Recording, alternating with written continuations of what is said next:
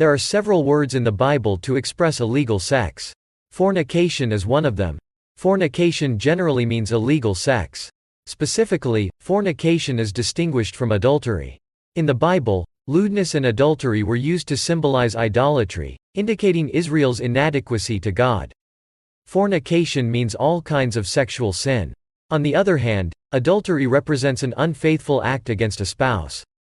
Prophets and apostles who wrote the Bible used fornication to describe common sexual immorality. Adultery is the act of a married person having sex with someone other than a married person. Adultery was generally generous in a foreign culture, especially for men. A man was not punished for adultery unless he lived with another man's wife or fiancée. He stipulated that adultery should be stoned to death in the Old Testament, and it was strictly prohibited in the New Testament. He said it was not only an actor but also adultery to think and imagine. Then let's find out how the Church dealt with adultery in church history. Heidelberg Catechism, written by Zacharias Ursinus, explains the seventh commandment of the Ten Commandments as follows. What does the seventh commandment teach us? God curses all injustice. So we have to loathe it from the heart, and it also teaches us, whether we are in a holy marriage or single, to live a quiet and neat life. Does God forbid adultery and such vulgar sins only in this commandment? Since both our bodies and souls are places of the Holy Spirit, it is God's will that we keep our bodies and souls pure and holy. Therefore, God forbids all hostile actions, gestures, words, thoughts, desires, and everything that attracts them. God points to adultery as the most shocking and despicable evil of all sins against purity. At the same time, He forbids and condemns all licensed lusts, whether married or unmarried.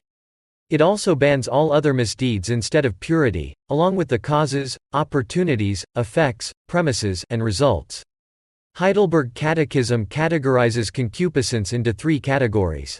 Concupiscence is led by the things that God's law forbids. Adultery or adultery is the second desire among the three concupiscences. This second category of desire comes from our corrupt nature. These include fornication committed by unmarried people, adultery committed by married people, and sex performed between married and unmarried people.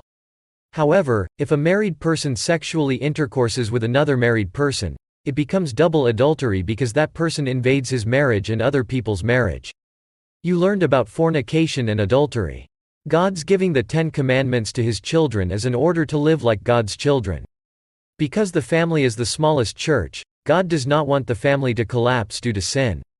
Adultery is the most deadly and dangerous sin that destroys a family.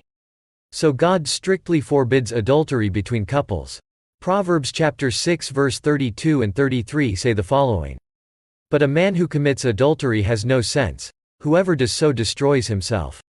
Blows and disgrace are his lots, and his shame will never be wiped away.